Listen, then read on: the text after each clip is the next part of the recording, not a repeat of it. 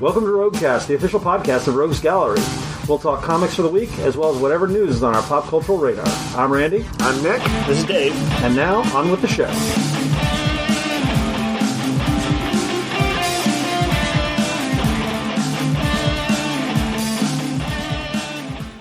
Hello and welcome to the Roguecast. It is a big week for comics. Yeah. It was a good week for comics. We could have easily had different picks. Yes. I've got multiple things that would make my top tier. A number of them things I wasn't expecting or just had an exceptional issue. Some new series starting up that I think are really exceptional. Yep. And actually, so many books that I didn't get around to the usual full read that I like to do of stuff. So I'm going to need to be sneaking in some reads during the week to finish catching up. But yeah, that'll be. I'm looking forward to talking about it. All right, let's jump in with, as usual, the games we got this week.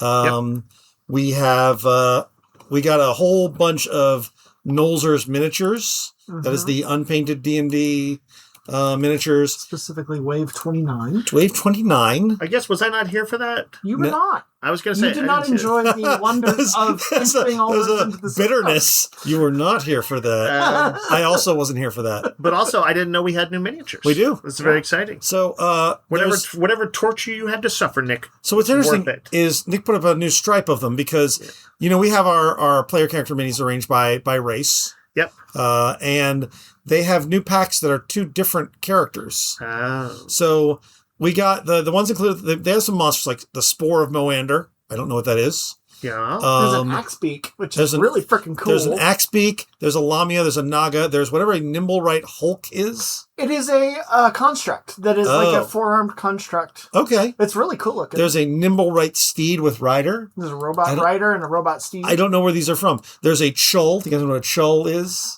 I looked at it, but I can't remember. They're like a big crawfish lobster man. Oh, yeah. Sure. They were in the jungles of Cholt. I don't think they were, but I always associate them. There's a polar serpent. Yep. There's a Farim agent. I don't know what that is either.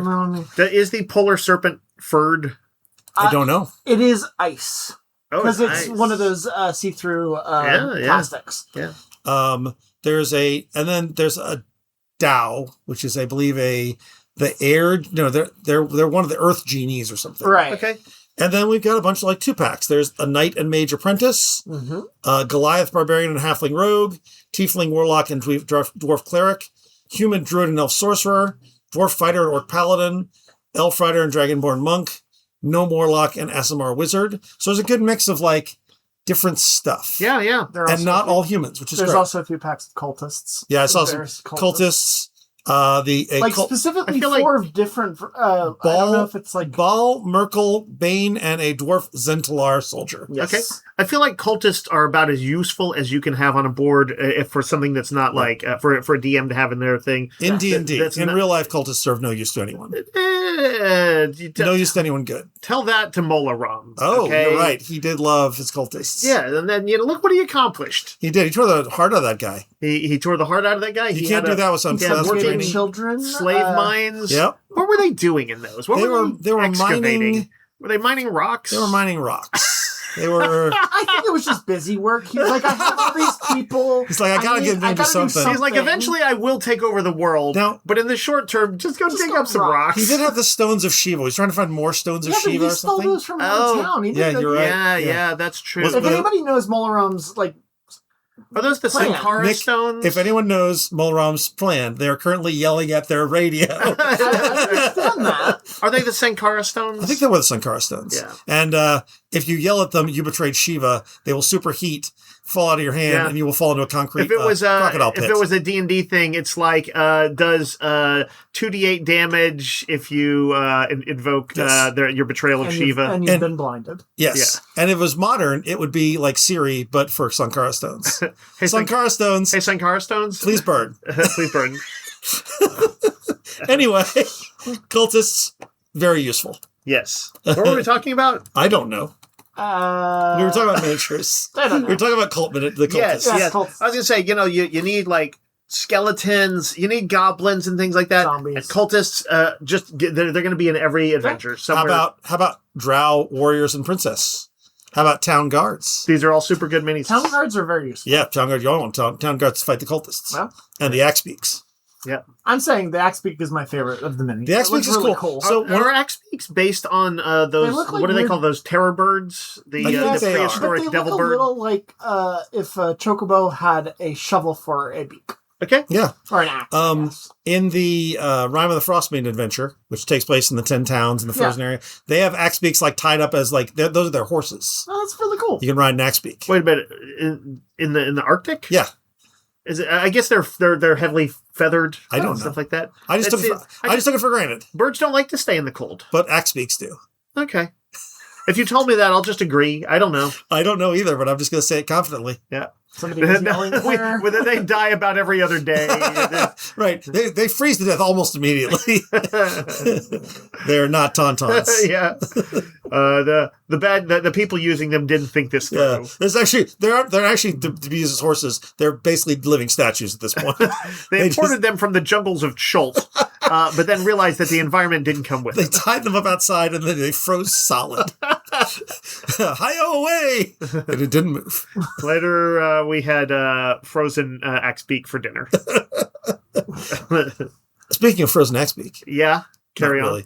We got a game called Yeti Snack. Oh, nice. That could be an axe beak. Yeah, frozen axe beak. It's pretty good. It's pretty good. So in this game, which is a little card game, your objective is to quickly serve snacks according to Yeti's demands.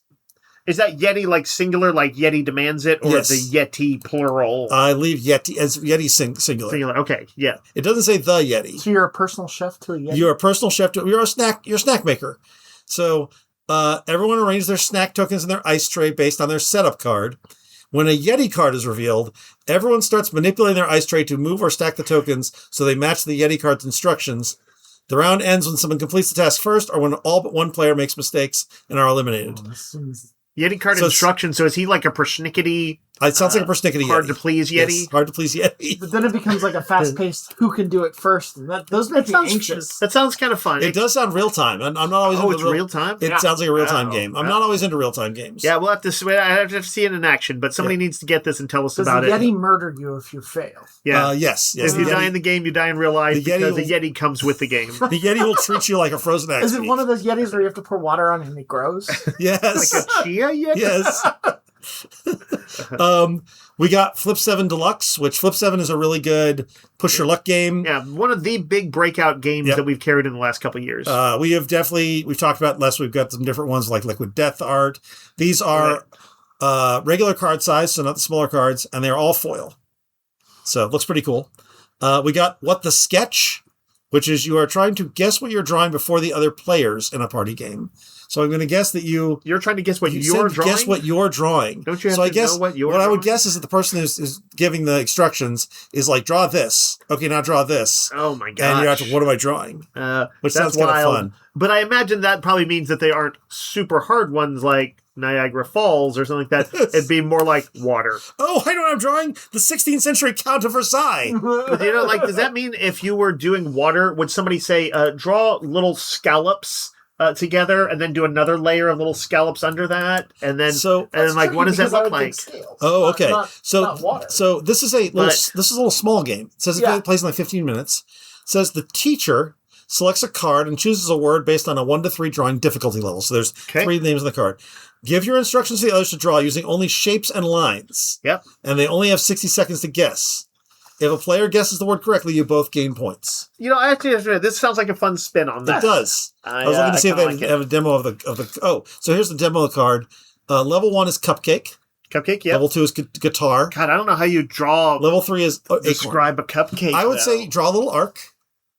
And then draw a line under the arc. Yep. And then draw a 4-sided rhombus underneath it. And then you get some weird looks saying, "What the hell is a rhombus?" And then draw a bunch of little lines on it in the shape of a cupcake wrapper. Okay, that's my cheat. Draw a circular cupcake. Done. What are you drawing? I think this could devolve into madness. But it sounds like a fun. It sounds like fun. Yeah. I think it's and a also, fun game. I wouldn't be surprised if they kind of tell you how to, do. They're like, you cannot use the name of the thing you're drawing. Yes, I suspect that's probably. I figure that's in the rules. No list. You know what? Rules are made to be broken. You tell that to our board gamers. Yes, people love that. Yeah, and they will be right to do it. Yeah. We got the Zombie Princess Deluxe Edition. This is a sequel to the Rebel Princess game. Okay. Which is a trick-taking game. It's based on hearts. Okay. Zombie Princess is a spin on the classic trick-taking game Spades. Okay. I know how to play neither of these games. Nope. But you're either individually or teams. Each princess has a unique power player, giving his or her teammate much flexibility information. There's 4 rounds. You have a special rule. You bid on how many hordes of zombies you will eliminate or save each round. For the zombies. So it's a trick-taker game. Yeah. And you're controlling a zombie princess. Yeah, we're controlling a zombie princess. Sounds fun. Yeah. We got trick-taking game plus fun theme. We got another small game, Cruising Duck Mystery. Family deduction inspired by the playful tradition of hiding rubber ducks on cruise ships. Do you know about this? I did. I've been on a cruise ship. All right. Yeah. I don't know about this, but I vaguely have heard about it. I did not, but I did find a couple. You found ducks. Mm-hmm. What do you do when you find them? You can either take them or you can rehide them. It's a weird thing. What if you find the poison duck? I mean, then you die. Okay. If you find it, you've lost the game. I lost the game. And then keel's over.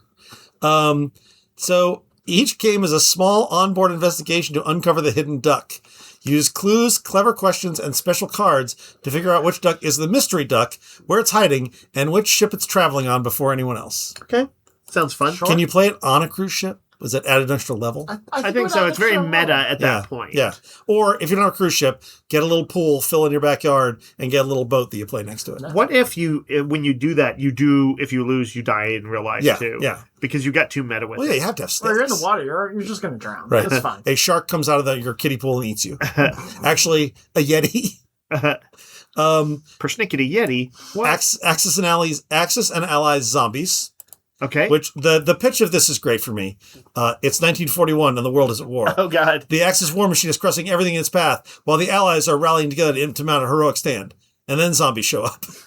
That's pretty good. Yeah. Also reminds me of that Metallica video. You know the one I'm talking about? Yep. The zombie video? Yep. Oh. It's all animated, I believe. And I think it looks like it's either set in like World War I or World War II. Yeah, okay. But it does like imagine like what I guess I can't remember if it's Axis or I think it's Russians. Yes. I think it's like Cold War, and it imagines that in like the 50s they like find some little zombie specimen and weaponize it, and you see like the tests. Okay. Wait, no, those actually used. It had actors and stuff in it. Was there parts of it animated?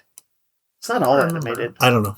Anyway, it's a cool and freaky video. Go look that up. But in the meantime, play Axis and Allies Zombies. Yes. If you want, you can combine it with the Metallica video for maximum effect. Except that if you die in the game, you'll die in real life. Right. And a Persnickety Yeti will eat you. Yes. We got a 2-player game called Orbita, where you are rival astronomers tracking the movement of 4 planets. I thought this one was cool. And yeah, it says game of planetary influence and precise timing. Yeah. It sounds interesting. Yeah. The Phantom of the Opera, a 2-player trick-taking duel. One person plays the Phantom, plays Christine. Persnickety Yeti. And there's 2 rounds of 10 tricks each. The Phantom is trying to compose a perfect musical score. Christine is trying to disrupt his melody and break free. Mm-hmm. It sounds fun. Yeah, it's a cool concept. Spot It, which we've talked about before, is a real-time game. There's a Nightmare Before Christmas version of it. Mm-hmm. GURPS Basic Set Revised. GURPS is a game from the 80s. The 80s. Yep.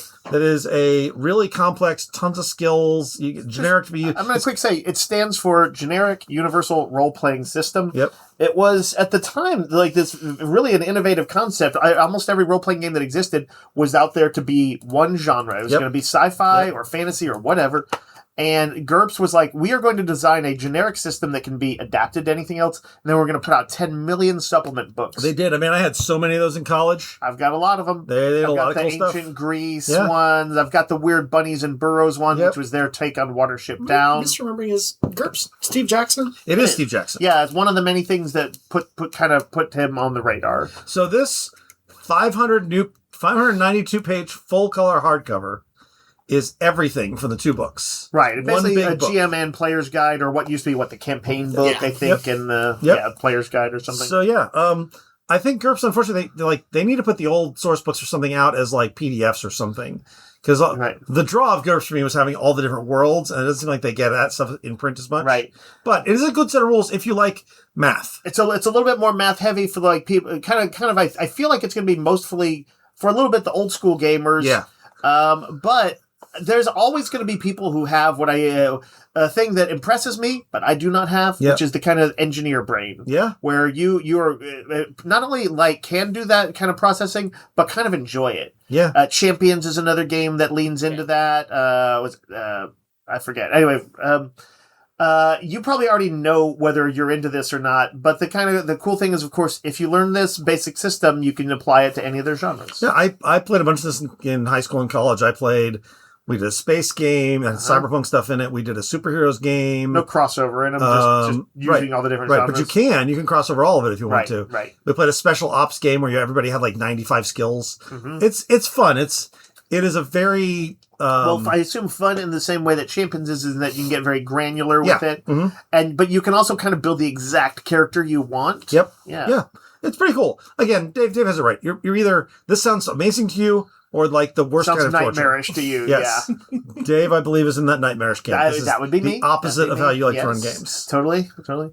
I had to play some games for a little while before I realized what I liked and what I didn't in them, but now I pretty much know what it is. Yep. Dragonbane, the sort of old school D&D fantasy game with the strange novelty of having a playable character race that is like duck based. And it's also, by the way, looks super cool. Doesn't look like some goofy ass. No, they look badass. They look like a little badass. You know, Darkwing Duck was kind of cool. Yeah, it's like that, but what it is kind of deal. Yeah.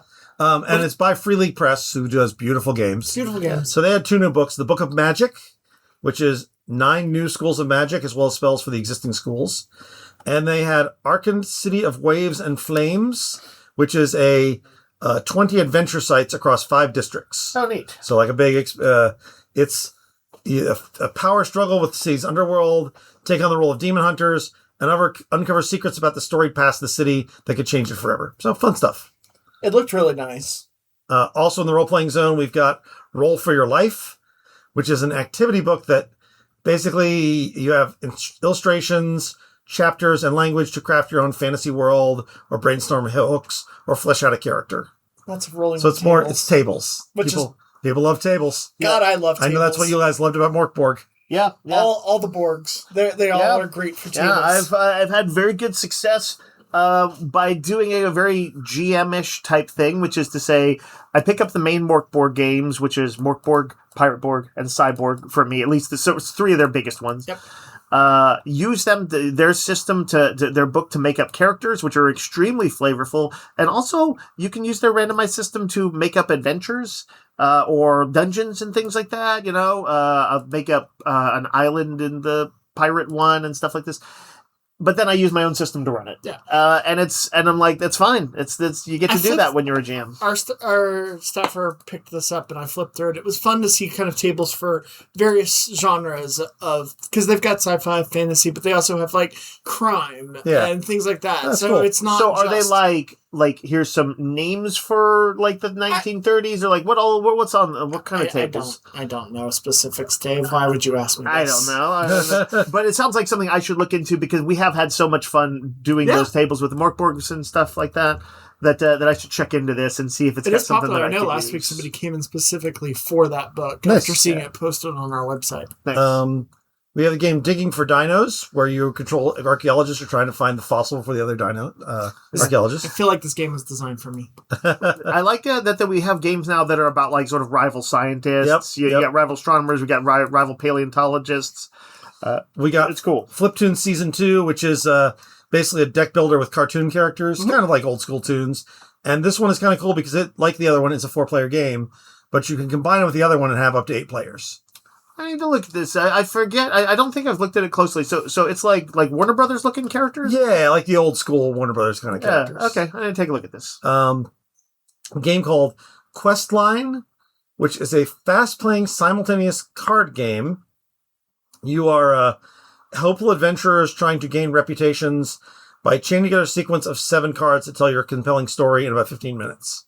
Sounds similar to that Call to Adventure. Yeah. But a little more quick play. We got Spaghettin, which is a spaghetti game in a tin.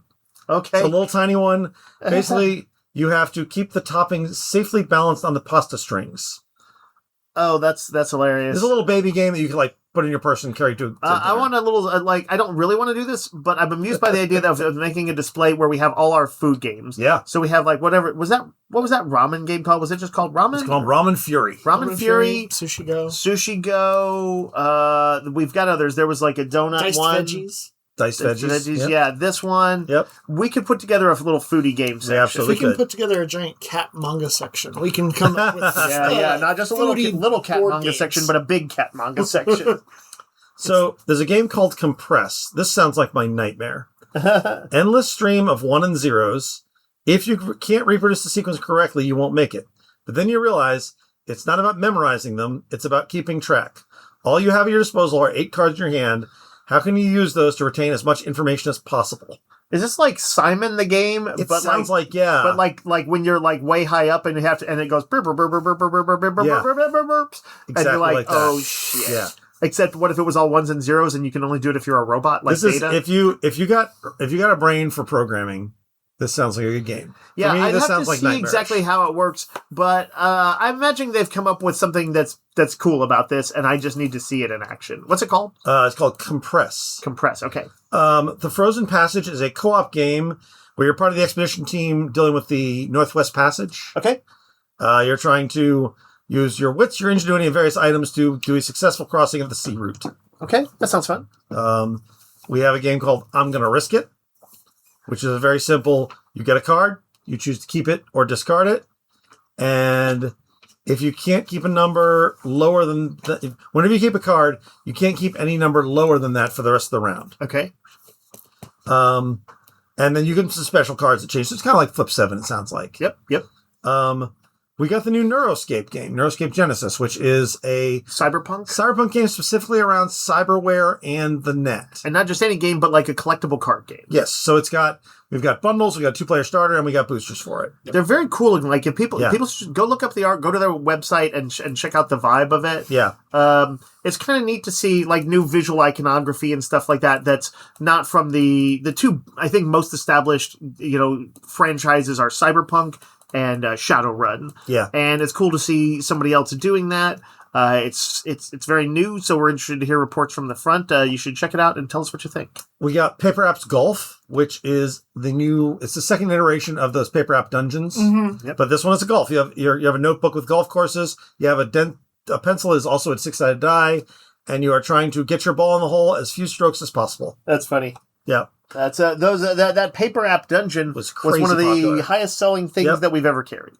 And then we've got Nemesis Retaliation, a new installment of the Nemesis board game that is based on Alien very strongly. Clearly xenomorph type creatures in various different scenarios. These games always have super high production values. Yeah. They look very cool. Yeah, you are Marines. You're entering the alien nest with strict orders and the most advanced tools available. It's got a hidden traitor mechanic. This very much is Aliens. The book. Yeah. Who's the Burke? And then we got the Marvel Multiverse RPG, The Secret Wars expansion, which I think we talked about last week. We did. Yeah. All right. And we also got the new Daggerheart expansion. We have not gotten the regular version yet. But hopefully it'll be later this week. But this is the fancy one. We got the super fancy one. This has some new Domains of Dread for them, like their horror stuff. It's got a new... I don't remember. Wait, Domains of Dread is D&D. I know, but this is what they're calling it It's called Daggerheart Hope and Fear. Hope and Fear. Okay. So it's got some more settings. It has a couple new classes. It's got a bunch more... Sorry, what is it? Is it a core? It's a new Unearthed Arcana kind of thing. So it says it's got 4 new classes, Witch, Warlock, Brawler, and Assassin. Yep. And a new transformation mechanic. I don't know what that means. I believe that means werewolves, that kind of thing. Yeah. Oh, that's kind of cool. It was already impressive, the variety of playable races that they had right there in the first one. But yeah, if they can add some lycanthropes in there, that's pretty big. Yeah. But yeah, we've got the deluxe version. The regular version should be coming soon. The deluxe version, once it's gone, is gone. So if you want the fancy version, which I got, Have not looked at. My kid, I think, has read through all of it already. We don't have a lot. We don't have a lot. We have 3 of them. So well, if you want them... We have 2. Oh, we have 2. Yeah. Right. Didn't you? I think you had popped this open, even though you didn't have a chance to look through it. I just had a glimpse, though. It was very amazing. Oh, it's gorgeous. Yeah, it's got like really nice... we haven't looked through it, but enough to see that this looks like it's. I mean, it's got Matt cards Mercer and Critical Role people, right? I think so. Yeah, I mean, they do great. That is their big entry. All right, and that's games. Okay, let's dive into comics for the week. Let's start with the big crossover thing for the week. Let's start with Batman Bad Seeds. Mm-hmm. Yeah. This is part 1 of it says week 1, part 1, and we say it's 10 weeks? 10 weeks is what it's good. It's going to be going through. Kind of runs through most of the Batman up to Halloween, titles. and it'll go up to Halloween, I guess. Sort of. Yeah. Batman, Batgirl, Batwoman, Detective Comics, Catwoman, Nightwing, Harley Quinn will all cross over. And it'll have a few one-shots. Yeah, there's a Gotham Central, Gotham General. Oh, I guess those are 2-issue series. Oh, okay. Yeah. And it starts off with Batman Bad Seeds Sunset, a big one-shot co-written by Matt Fraction from Batman, G. Willow Wilson of Poison Ivy. And basically, if you don't know, Poison Ivy's been mayor, and Vandal Savage has been police commissioner. Yep. They've been kind of butting heads a little bit, but also working together. But yeah. And when in the Poison Ivy issues I've read where they butted heads, they butted friends. heads. They're not friends. They don't like friends. each other, no. Yeah. But what things... sorry, go ahead. I was just going to say, what I remember is that he tried to get a sort of a lock on her in the city and had her, through his personal assistant, had her threaten Harley Quinn. And Poison Ivy just straight killed her, this lady. Yep. She just plant shredded her. And then she kind of ascended to supreme power in Gotham. And then they had their loose alliance. But now the shit is about to hit the fan in a kind of a big eventy way that's actually pretty cool. I don't want to... Oh, sorry, go ahead. No. I was like, she's lost her kind of... her temporary morality? Yeah, it's basically she's reverted to supervillain kind of... She decided that she tried to fix things within the system and it didn't work, and I think we can all understand her anger. Yeah. So I don't want to give away too much about what's actually happening in there, but suffice to say that Poison Ivy is going to turn the city into sort of an apocalyptic plant place. Right. We know this is a baseline premise of the thing. I think for people like me, who liked Batman No Man's Land, which was about the city just completely decimated by this earthquake and becoming for a whole year's time. This is not that big a thing, but what do you call it?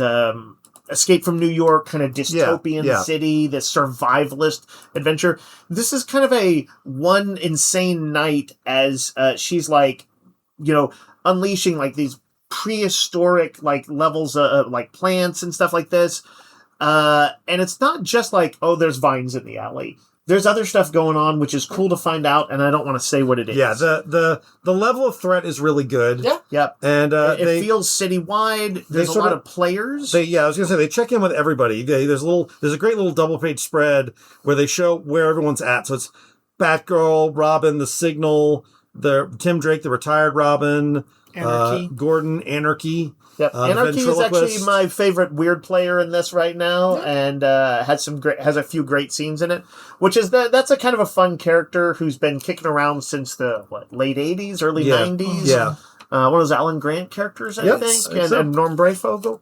And I think this is a new. It's Anarchy. a newer.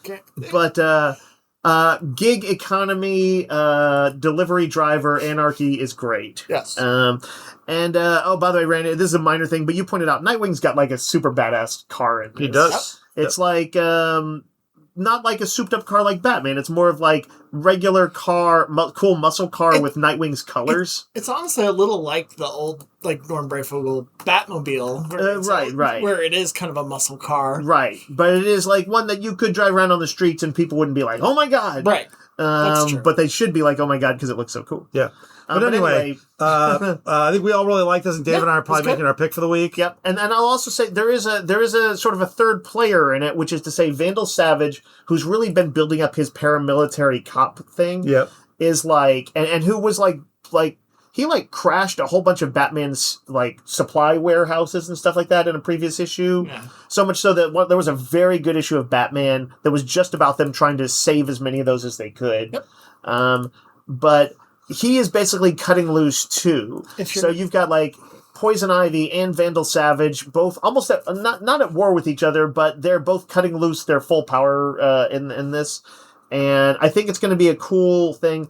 There's also some unexpected players, like something that Killer Croc does. Mm-hmm. Yep. And I don't think we should give any more away. We're giving away too much. No, but I'm just saying there's lots of stuff going on in this. And Matt Fraction and G. Willow Wilson have, I think, clearly thought up, let's do a cool disaster event. Yeah, and I was going to say, if you're reading Batman, you're almost certainly want to read this. We did not pull it for anybody. Oh, yeah. So if you do want it, let us know. We will make sure and pull in your file for you. Right. We don't want to assume. We did get a big number of them, so we will have them for everyone who reads Batman if you want to read it. Yeah, I think you should try it. Also, this week there is a prelude in Poison Ivy, which we didn't necessarily realize when we ordered it. Yes. So we do not have a lot for the shelf. I did order more already, but that's another one. That is sort of a prequel that basically shows how Poison Ivy got to the breaking point of, well, I guess I'm not going to worry about being mayor anymore. Correct. And it's a good read. It's not necessary. You can definitely jump into They bad cover scenes. the basics in the book. Dave has not read it, and he had no problem enjoying bad scenes. If I didn't know there was a prequel, it wouldn't have affected me one way or the other. But if you want a little more,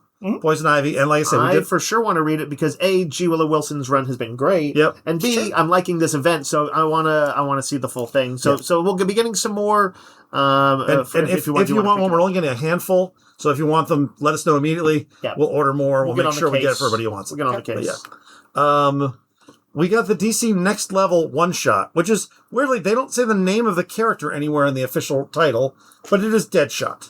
Yeah, so Next Level is that initiative where they've been doing sort of new comics for characters who haven't had a spotlight in a while, or maybe never. So it's where we get Fury of Firestorm, Batwoman, Lobo, Deathstroke, Deadman. Yeah, all of these. And this is kind of this seems to be setting the stage for what's going on with the next wave that they've got coming up. With a lot of stuff that people are very excited about, including Doom Patrol, Etrigan, Legion, the Legion of Super Titans. Crows, and Teen Titans, yeah. But I don't know if this ties into any of those. It's weird. Well, all of those they characters are here. in there. Oh, are they? Yeah, Deadshot's missions involve all of them. Oh. He's surveilling them. You know what? I didn't even notice that. Yeah, he is surveilling them.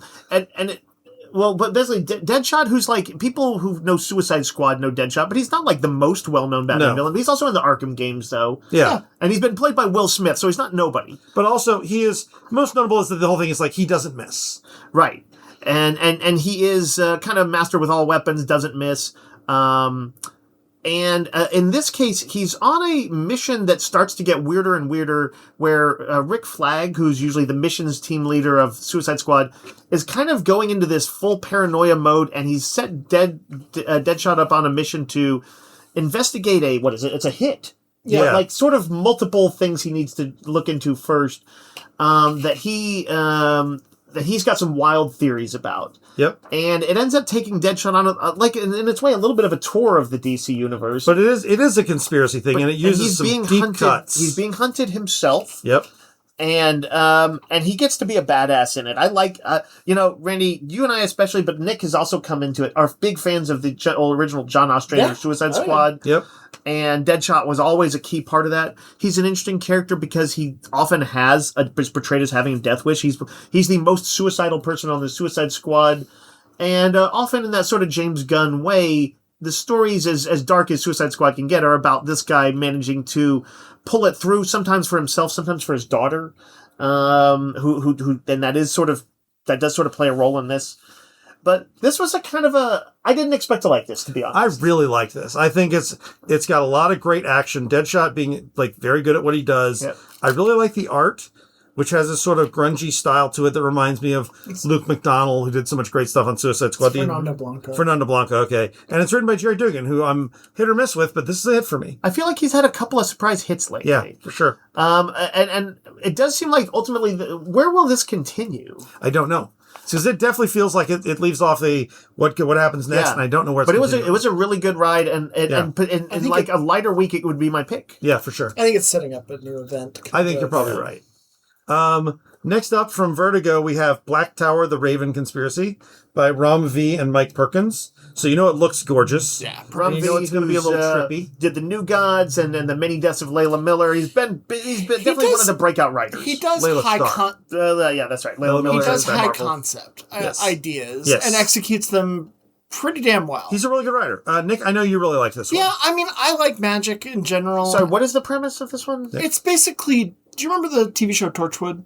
Yeah. It's kind of a little bit like that, where there's this... I was making the sign, and I remember the sign said some guy who's like a rookie agent maybe finds out that sort of in our modern era of most like cyber warfare and stuff, that there is also like this secret side of like supernatural UK investigators. Yep. And it's all kind of focused on him. There's elements of Hellboy. There's a few things that you will recognize as being influences. I've somewhat seen this. I'm curious to see what they do to set themselves apart.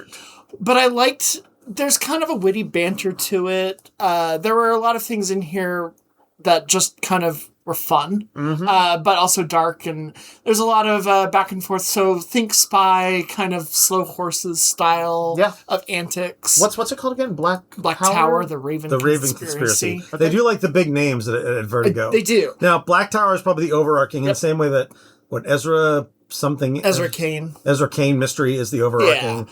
So but they're trying to make some sort of like they're still in James Tinian's long title thing, but they want to make some case file style franchises.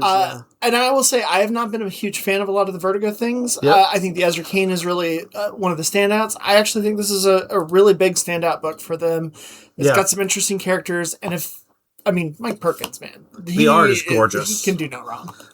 Another one that could easily have been my pick this week. This image is Hammerfist by Rick Remender, who I'm not a giant fan of his, but I really like Escape, and I really liked this. And you know what? Rick Remender has always done amazing for our store. Yeah. Like, he's... none of us are like his biggest fans, but we usually have like a project or two that we do quite like. And he's been doing comics for decades at this point. He's prolific. He finishes his projects, and he puts out a lot of nice graphic novels, and he's got a fan following. He also works with a bunch of great artists. Yeah, and like Black Tower, which has really nice art from Mike Perkins, this has a sort of photorealist art from Steve Epting. You might remember him from such comics as The Winter Soldier and The Death of Captain America. Yeah.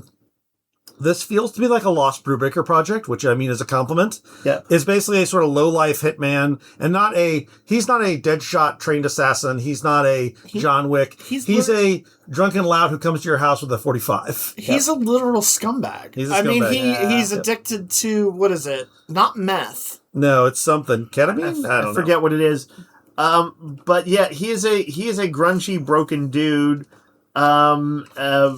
Beyond the usual hard luck hero. Yep. And somehow he is our protagonist. But anyways, he gets recruited into a bank robbery, which is not what he usually does. And then I don't want to give too much away, but there is a supernatural twist. I was going to say, there's a turn. Involving the Hammerfist, which is the thing. And it's going to turn into sort of a grindhouse horror, it looks like. Yep. That is generally the pitch, is like it's a crime book that turns grindhouse horror. And from that description and the fact that I don't normally like plug into like his kind of darker world. You also don't like assassins. I don't like assassins, but you know what? This one, because it actually starts out pretty realistic in its way. If there was no Hammerfist, it was just a crime book, this would be a really good crime book. Yeah, I don't know. Part of the thing is I don't like the slick movie style assassins. Yeah. And this is not a slick movie assassin. No, it is not. In fact, there's an amazing kind of twist within the twist about like that first hit. That opening. This is a weird one, but it reminded me of the movie Ronin. I don't know if you I can see that, with Robert De Niro, building that kind of style of bank robbery. I can see that. Yeah. We got a couple of reprints from Image this week that are reprints you probably don't have, because they were previously available as... they were in blind bags. They were in the blind bags for Mask #1, right? No, it was... Yeah. Oh. It was Mask.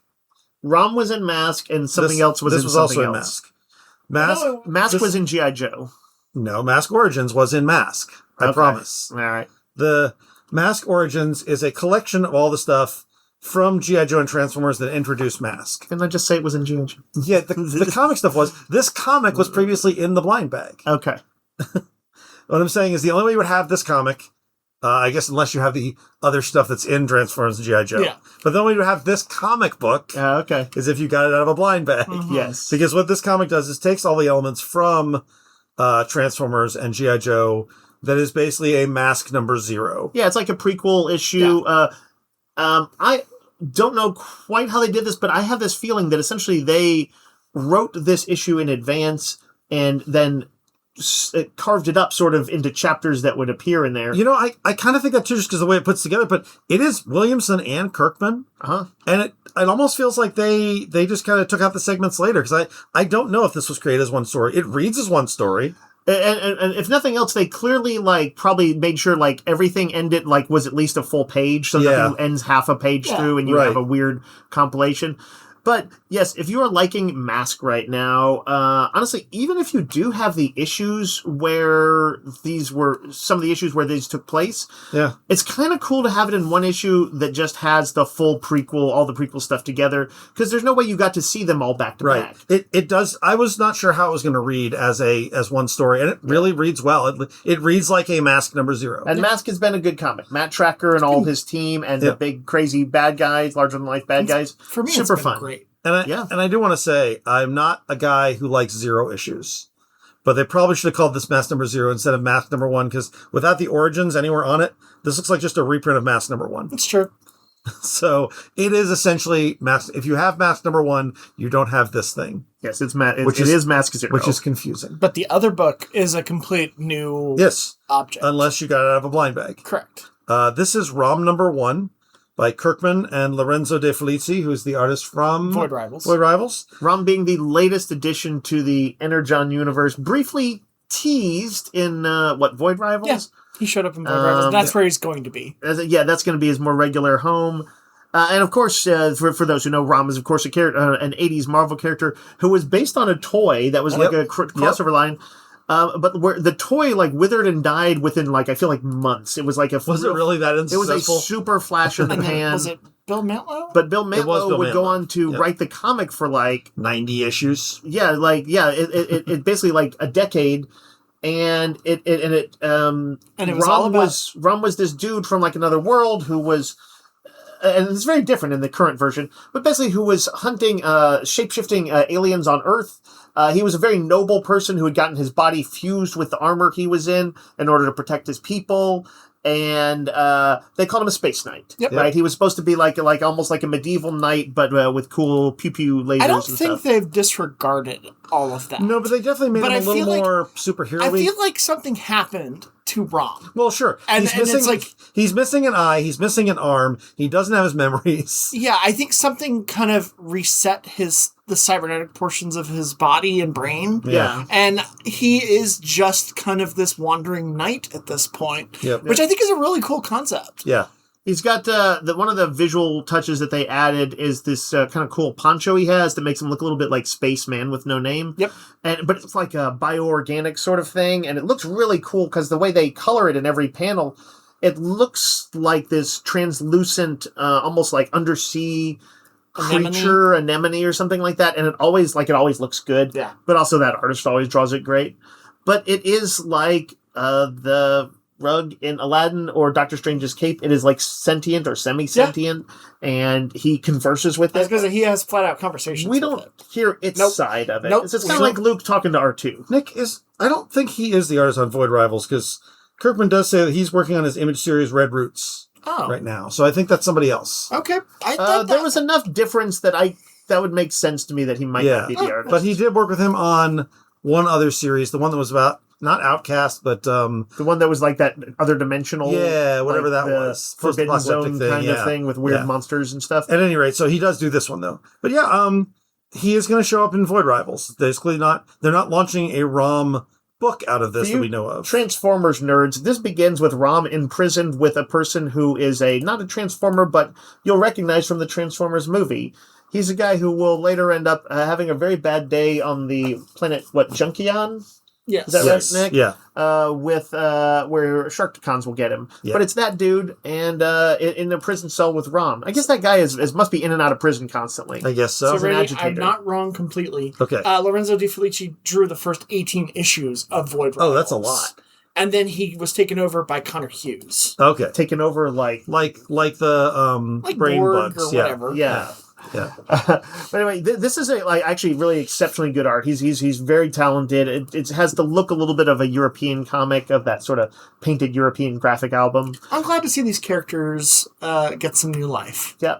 Rom does this version of him, while not the version I grew up with, seems pretty cool.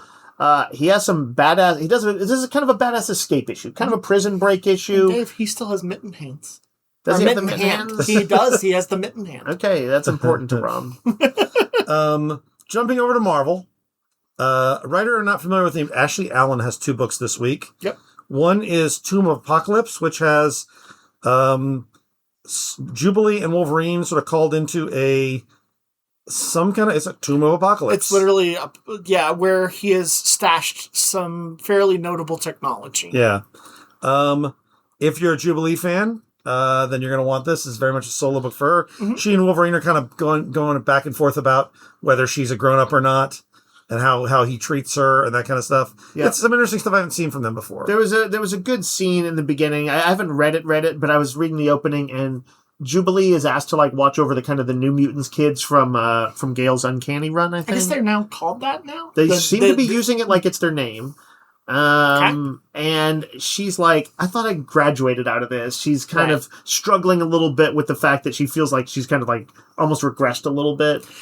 And so she's got something to prove right now. Yeah. Sure. The writer also did in the newest What If X-Men, which is what if Cassandra Nova killed Charles Xavier? This is one of the darker what ifs. It starts with, well, it sounds like it would be. Cassandra Nova basically creates her own X-Men, but it's a darker X-Men, and it has a different goal. It's an X-Men that does very Cassandra Nova things. Yeah, it's also got some real body horror stuff in it. Well, she was always but it also body horror on because Jean and Emma. Yeah. If I'm not mistaken, during Morrison's run, the way when we find out about her, we found out that she tried to kill Xavier in the womb. Yeah. She was already this is very Dune kind of thing. And in this one, she succeeded. Yeah. Womb fight. But yeah, this is probably my favorite of the new What Ifs. I thought it was really good and dark. It was very dark. Yeah. We have Street Fighter Masters Ken.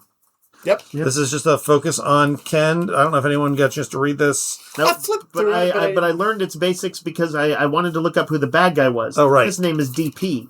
DP was the antagonist of Street Fighter Turbo 6 or something with a 6. He's not Dr. Pepper? And he takes on various identities, Nick. Okay. But he always uses the initials DP. And he's a dude with deranged a cane. porcupine. He looks like he's somewhere. He looks like an evil Merlin or something like that. Okay, all right. Sure. And did he kill Ken's family? He, at the very least, framed him for some stuff, and I think has threatened them. I don't think I actually killed him. Okay. But they're not monsters. Right? Okay. Right. He's a bad guy. He's not a monster. All right. Okay. We got a one-shot Witchblade Vampirella, which you know right now whether you're into that or not. Yep, sure. But what I know is that Vampirella is hunting vampires as she does. Only to find that one of the most recently converted vampires is the Witchblade Serapazini. Oh, that's unfortunate. Yep. And so, but I believe they're going to work through their issues and have a sexy team up along the way. It's possible. And then they're going to have a sexy team up to fight whoever the big bad is. Right. That looks like some kind of bat demon. Yep. Sounds probably good. A big bat vampire. Yeah.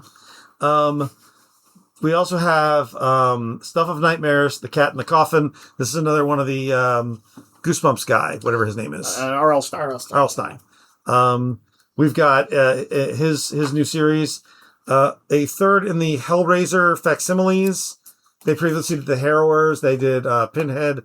This is Hellraiser #1 from the, earlier 90s stuff? I think so. I think it is still from Marvel's Epic run, from what I could tell. I was actually having a little bit of a hard time pinning it down. But it has an interestingly more photorealistic art style than the other one did. It doesn't look like 90s extreme art. No, the art is from Leonardo Manco, who I believe is Leo Max now. Okay. Who did Curse of the Wolfman this week. Yep. And is that a Tim Bradstreet cover? Tim Bradstreet cover. And it's got the premise is that Pinhead, who I guess I'd forgotten this, was once a mortal, that it is about him trying to become that again. So, but I'm going to guess it's not like, how Data's always like, oh, I wish I were human. I wish I could experience emotions.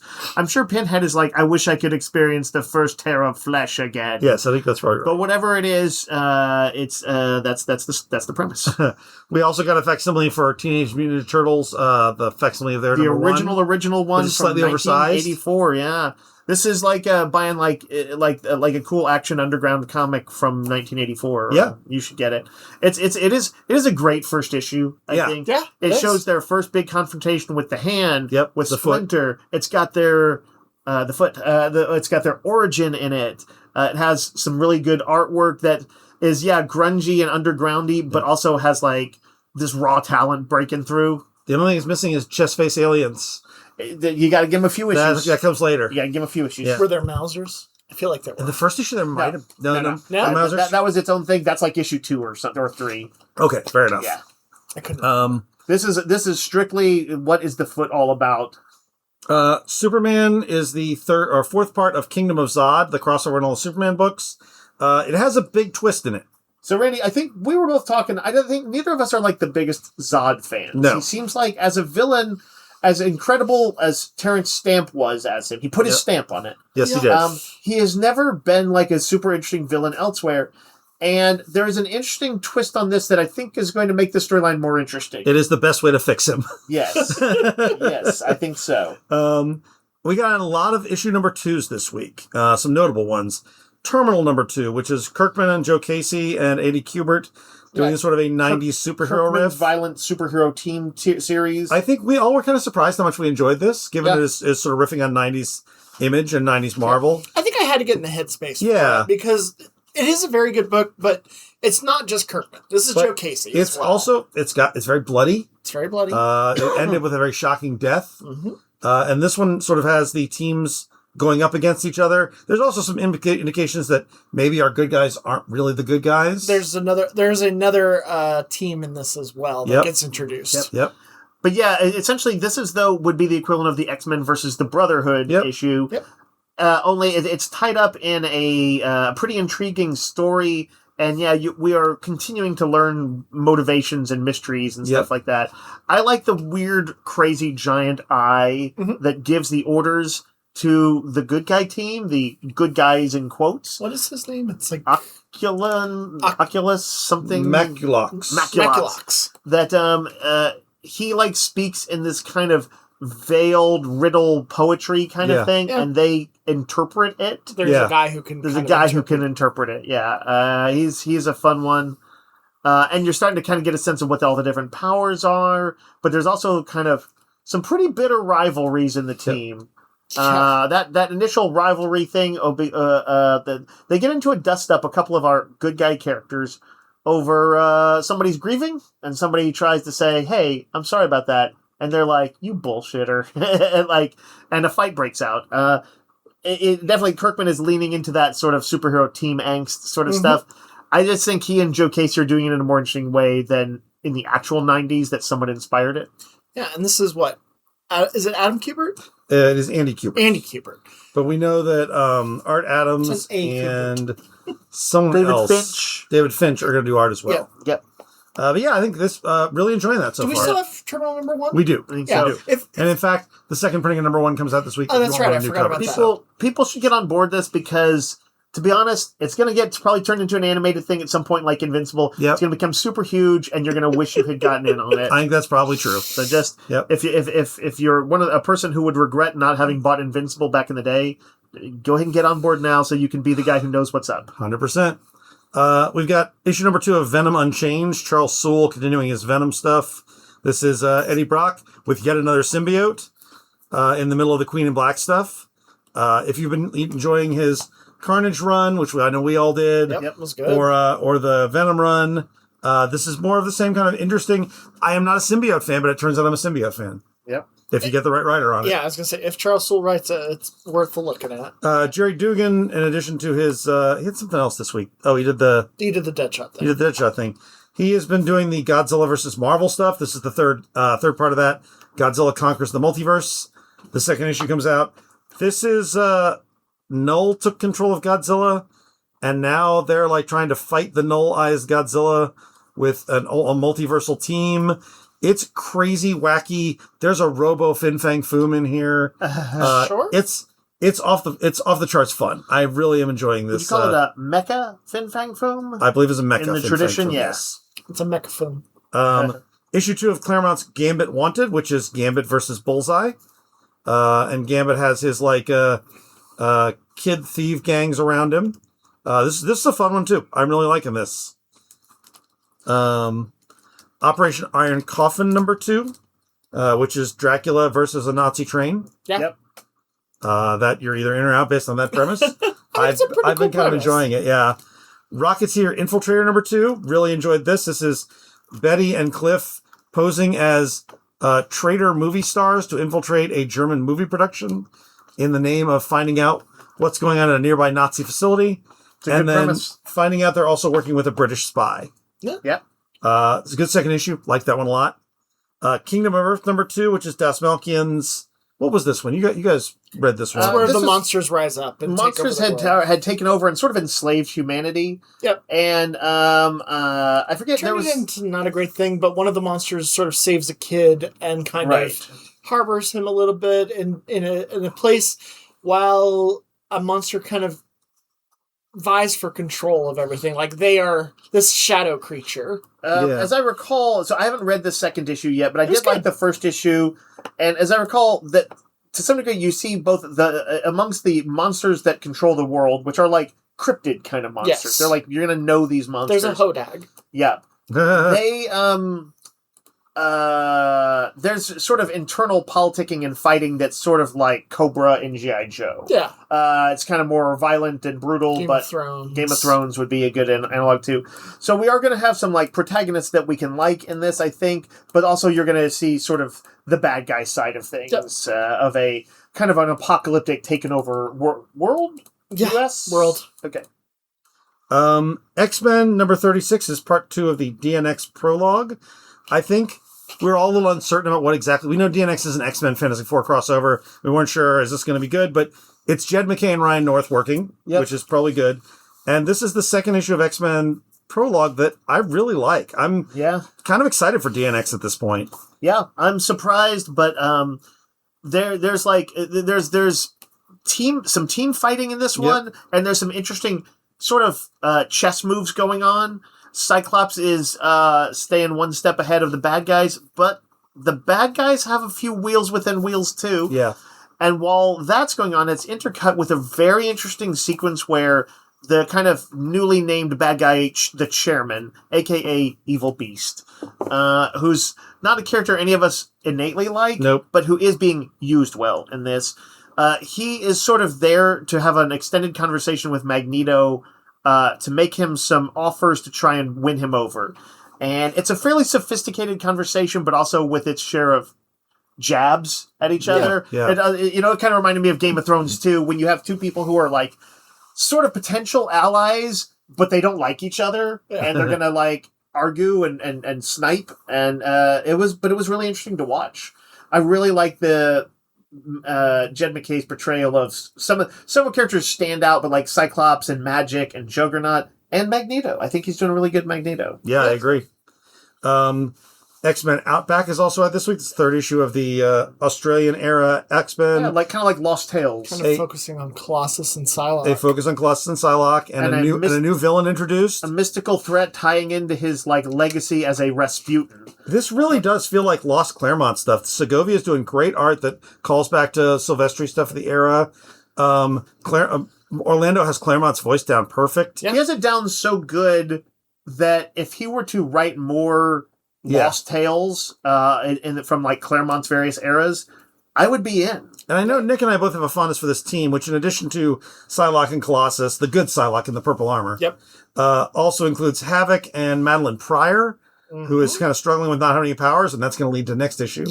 Longshot and Dazzler, Rogue and Storm and Wolverine. Like, it's a great team. It is. And he's like, also like, I feel like he's thinking about things. Colossus's or Peter's art plays a big role in this. Yep. His family legacy, his guilt over what happened to his sister in Limbo are all kind of big things in this. It all feels like true Lost stories of the era. It does.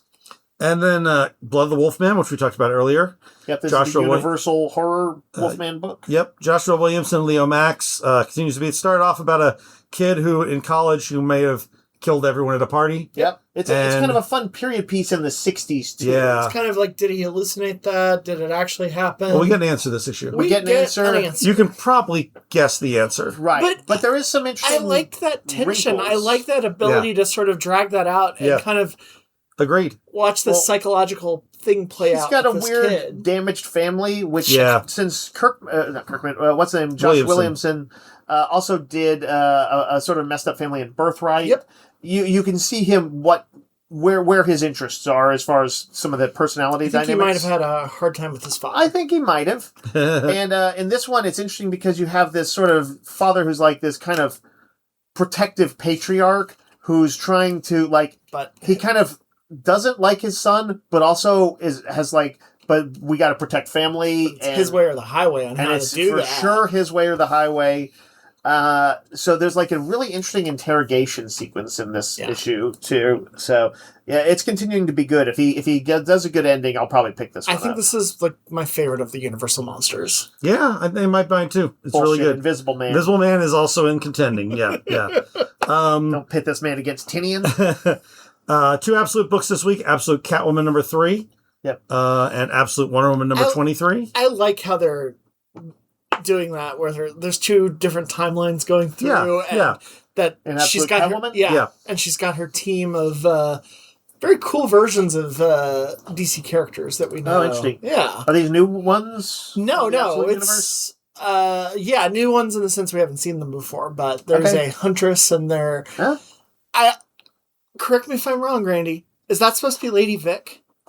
Oh, maybe so. I was like, that's the only Victoria that I could come across. That makes sense. I was trying to figure out what that was. Yeah, that makes sense. I just thought it was a really cool thing. Cut. And incorporating Holly and all that. It's a really fun book. So Absolute Wonder Woman starts a new story with Hayden Sherman still on art. So I don't know if Sherman can do 2 books a month or if this is the last hurrah. Because Legion is just about to kick off. Weeks. But it's really good.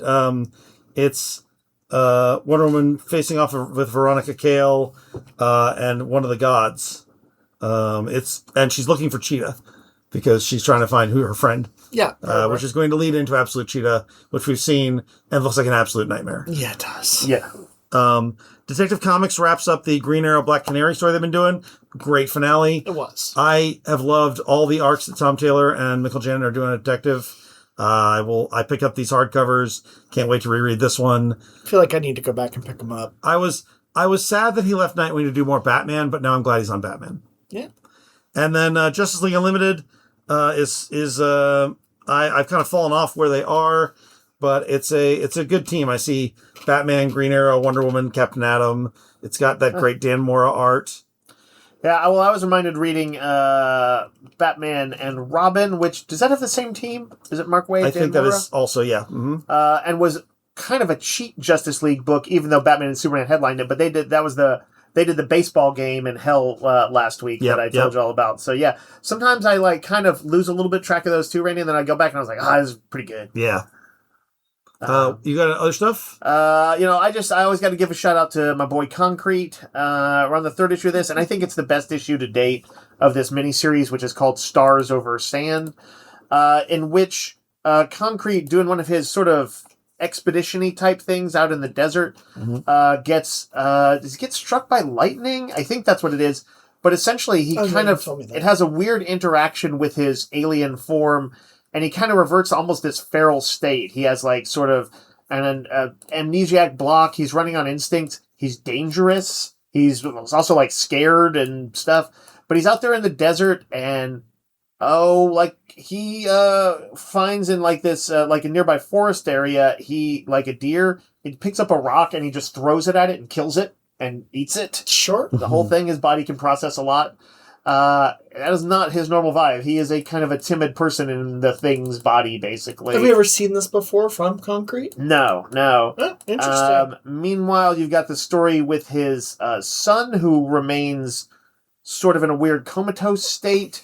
His human allies are on the search for him, and there's a very harrowing sequence in a helicopter, which it is crazy the thing that they have to try and do in it to save themselves, which actually isn't fully resolved in this.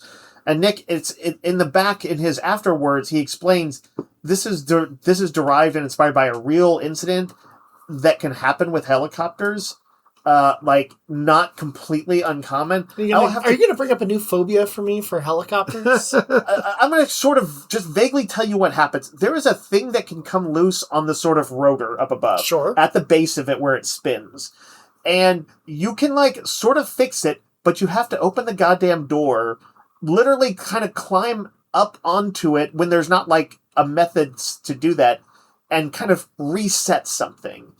And it's she mentions super cold because of the wind of the blade. Sure. Oh, you have to do this while it's spinning. It has to be while it's doing that. If it's not fixed, it just keeps going up and up until it runs out of fuel, and then it crashes. It is an extremely harrowing sequence. I've never ridden in a helicopter, but now I don't want to. Yeah, don't do it. Don't do it, or you're definitely going to end up doing what has to happen here. Which, by the way, it doesn't work. She, can't kind of make it happen, and so I'm not sure what's going to happen. The only other thing I wanted to mention, I think, was... I haven't read it yet, but second issue of Predator versus Planet of the Apes. I do want to catch up on that. And one other one, among those facsimile reprints... Hama Files ones. Yeah, these are issues of G.I. Joe... that sort of, I don't know, Larry Hama select issues, sort of favorite issues or interesting issues. They're historically, even although the G.I. Joe comics would kill off characters a little bit more often than, say, the cartoon really didn't do it, except almost Duke. One time in the movie. Duke's gonna make it. Duke's gonna make it, though. But there came a time some years into G.I. Joe's existence when a bunch of G.I. Joes get killed in one issue, and this is it. I remember picking this up off of a newsstand. And I had quit reading G.I. Joe by this point, so it didn't have any connection to me. I also quit reading it by this point. But now that I've actually read it, I can see why it made an impact on you, Nick, because it is actually a very good issue. And I have to just quick tell the thing. There's a bunch of captured Joes, and one of the Vipers, they're just guard-type people, but he's a Saw Viper, heavy machine gunner. This was a Saw Viper's introduction. Yeah, and this dude is hardcore, and he basically guns down a bunch of them. But before that happens, you see that Cobra Commander is sort of... There's almost always sort of civil wars happening among Cobra's troops. And his power is not fully consolidated right now in this. And he's having a tough time. So they're radioing him, these guys. And they're like, Cobra Commander, the Joes won't talk or whatever. What should we do?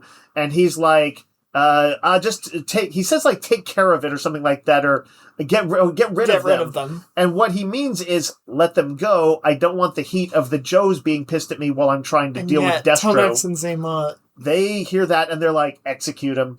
And even they're anxious about it. They're like, this is, it's kind of like in real life, it's dangerous to kill a cop. You bring down a bunch of heat investigations. This is kind of like that equivalent in this paramilitary world of G.I. Joe. And so they're not sure who to do it, and they ask this one dude, and he's like, I'll take care of it. He is gung-ho for it. He is gung-ho for it, and it is a brutal sequence, which still has some survivors, but they're held prisoner in a pit. In a pit, yeah, they are literally slaughtered. And the way it happens is wild, but there is a cathartic rise and fall action in this story where there's some revenge. Mm-hmm. There's a big extended escape and chase, and then more people die in the chase, and it's crazy. I wish the art was a little better, but it is not bad. It's just kind of there's a sort of raw grunginess to this one. It is both detailed but also kind of grungy. But anyway, I really liked it, and I really need to see the next issue. Larry Hama was always a good writer. Even this late into the run, after some crazy stuff had happened, it's still a very good issue, and it's handled well. He's still churning out good G.I. Joe books. Yeah, it's true. It's true. This dude. And speaking of that, with graphic novels, before we get to that... Oh, okay. Daredevil 1 to 3 new printings. Right. So we have 1 through 5 in store. Yep. 1 through 3 will be on the new wall. 4 and 5 on our story arc, so you can catch up on the best-selling Daredevil run we've ever had. Yes. Stephanie Phillips. Yes. But as Nick was about to say, we have the G.I. Joe Real American Hero Compendium. This is the last one. This is Volume 4. Yep. Although they just kickstarted 5 through 8, which is all his stuff that comes afterwards. Oh, did you already? I already backed it. Of course. But this is the final omnibus of the original Marvel run. Yes. This is issues... Something up to 155, right? Yeah, 155. So, yeah. I don't know if I've read a lot of the tail end of this because I've read them all once. I think when IDW put them out, I read stuff I'd never read from G.I. Joe. So I have read the entire run once. I believe this will include then the issue, which I think I've read in a reprint. That's the final issue called like a letter from Snake Eyes. Yeah. Snake Eyes, who at that point in the thing had always been this silent master ninja character, but he didn't talk. And so, but the final issue is somebody I think is looking to go into the military. It's like one of the sons of one of his old buddies from Vietnam or something like that. And Snake Eyes writes him a very like kind of heartfelt letter about his own experiences so he can help make up his mind, help the kid figure it out. And knowing that Hama himself is not, he's famous for writing about military types, but he is not a dedicated pro-military guy. But he was in the military. But he was in the military. Yeah. He has respect for the troops. I think he hates bureaucrats and meddling politicians who don't care about the troops. Right. But that's an interesting perspective. And so his Snake Eyes, I imagine, is like speaks to his own conflicts with it and with some sophistication. And of course, all the issues leading up to that, I'm sure, have a bunch of crazy stuff with Iron Grenadiers and Dreadnoks and Ninja Force and who knows what all else. But I would count on, even if some of the art is a little dodgy, there being some cool stories. Absolute Martian Manhunter concludes this week with the Volume 2 and hardcover and softcover. 6 through 12. Yep. Alien versus Captain America gets collected. I really liked this story. It was fun. It was really good. It's set in World War II. You say fun, but it's dark. It's dark, but fun. It's dark, but it is kind of like that escapism adventure kind of. You don't think Dum-Dum getting killed by aliens is fun? What was coolest to me is when the book, like within the first issue or two of it in this miniseries, opened up the thing. So it wasn't just Captain America and the Howling Commandos. Suddenly there was like Kree, Marvel or whatever was in there, and bigger Marvel cosmic stuff kind of sort of came into play. Utilized it really well. And so the lore in it was actually very cool, and the art was good throughout, as I recall. Yeah. Batman Last Halloween. This is the Jeff Loeb Long Halloween sequel, part of the trilogy, with art by, because Tim Sale had passed. There was a bunch of different artists on it. Yeah, it was an like all-star team. Very much an all-star team. Cute and Cozy Sticker Therapy. We have 3 different books with different themes of cozy sticker therapy. That's fun. DCKO The Flash uses from that era. Yep. DCKO Titans, their era. So we're starting to get all the KO tie-ins collected. Yep. Deluge, which is the Ignition Press horror about a prison that gets flooded Right. Was this Cullen Bunn? This is Cullen Bunn. Yeah. And then there's Monsters in the Water. Yep, Monsters in the Water. The complete collection of Faithless, which is Brian Azzarello and Maria something. Oh, it's Maria Levitt. Maria Levitt. Their sort of dirty demon book. Erotic supernatural thriller. Yeah. I don't think I read the final one. There were 3 total. Yeah. But the first 2 were quite good. Oh, nice. The Power Rangers Art of Dan Mora is a hardcover of Dan Mora's art. Mora loves the Power Rangers. Yeah, he does. He really does. And he's a great artist. How versatile he is he does superheroes really good, but he's also done Transformers. Yeah. Yep. Yeah, he's super versatile and quick, apparently. Yeah. Red Robin, the Tim Drake Compendium. This is all of Tim Drake. If you can afford any trade, this is a compendium, so it's a big one. It's $60. It's $60. But if you can afford it, you will not find a better book this week. It's so good. It's got all that great Marcus Toe art. Mm-hmm. I love the Red Robin costume, originally designed by Alex Ross. Who was writing this? It was... Fabian Nicieza did some of it. I think there's some other writers. Okay. Did I read this? I don't know if you've read it. I don't think you've read it. But you should. When did it come out? Oh, in the 2000s, early 2000s. Yeah. And this was Tim Drake in the Red Robin persona and costume. Right. Damien was around, right? I believe he was. Yeah. No, he was. Okay. So I think it was right about that time. Okay. The Robins, everybody has their favorites, but I think most people acknowledge that most of them are pretty cool. Yeah. I think, if you're an edgelord, you like Red Hood, Jason Todd. If you're an OG, you're all about Nightwing and Dick Grayson. By OG you mean old guy. Yep. 90s kids love Tim Drake. Yep. And here's the thing, I like all those characters. There's the new little piece of shit, Damien. But you know what? Even Damien's cool. I will say it's Fabian Nicieza, Christopher Yost, and Peter Tomasi. Okay, that's a bunch of good writers. It's a bunch of good writers, and Marcus Toe alone is. Dave, who's your favorite Robin though? My favorite Robin of them, Is probably Dick Grayson. Nick, Tim. I'm also a Tim guy, despite being old. Tim was the Robin when I was reading Batman, so I became a fan. I will say I like all of them. I do too. I like all of them as well. sitter, but this is like DC came through on this. I didn't used to like Red Hood, Jason Todd, but I've come around. Now, if I had to pick my favorite Batman character, yes, it's Nightwing. Mine is Harold, the mute who builds his Quasimodo, his Batmobile Quasimodo, his rail under the city. That's my favorite. Yeah. More of that, please.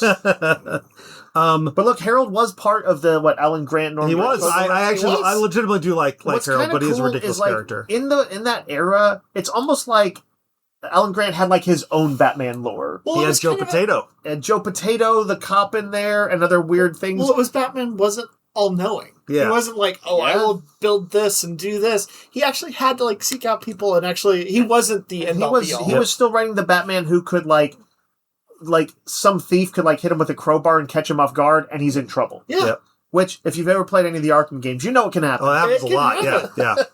And then they all beat you down. Batman forgets his combo, and then something. I can't count the amount of times that I've been killed by some random thug. Something is Killing the Children, Omnibus Volume 2. It's a big collection of all the Something is Killing the Children stuff. Good. Yep, really like that series. Get that stuff going for Halloween. The digest-sized Strange Tales. This was a fun little story about the D&D kind the of D&D style. one of Scarlet Witch and Nico from Runaways. Playing D&D and getting dragged into magic stuff. Right, and Isn't then it with Wiccan. And... Each issue Wiccan's in there. Well, like it had multiple Marvel Magic characters involved, and in a really fun way. Yeah, it was good and nice art. Really nice art. Yep. And Teenage Mutant Ninja Turtles, The Last Ronin, and Last Ronin Lost Years both finally get trade paperback collections. Oh, okay. Yeah. Soft covers, wow. Yeah. All right, let's take a break, and then we're going to talk about Lanterns and X-Men 97, and maybe a couple other animated series.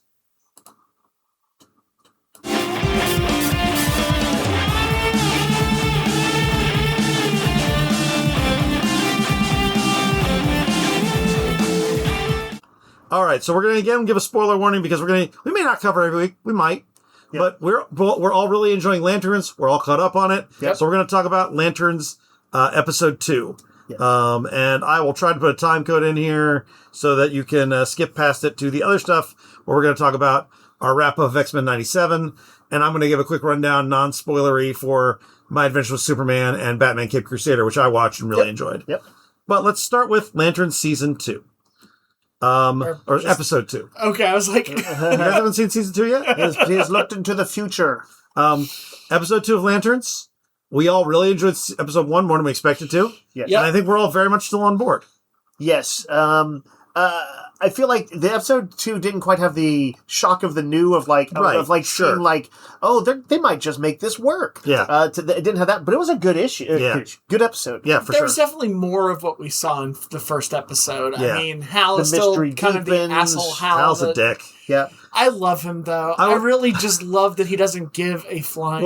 What I said when we were talking about this, what occurred to me watching is like, oh, Hal was trained by Sinestro. Of course he's a dick as a trainer. Yeah. Like, Sinestro's going to be the worst trainer in the world. But he feels like he probably had some of that going on already. Yeah, and for I sure. think he built, like, a really good lantern because it's like, barking at authority, and he's just like, he's his own guy. He doesn't care. But he is a terrible trainer. He's a terrible partner, too, yeah. So what happens in this is that he, early on, he tells John, oh, it's you finally get to wear the ring. You're going to learn to fly today. Yeah.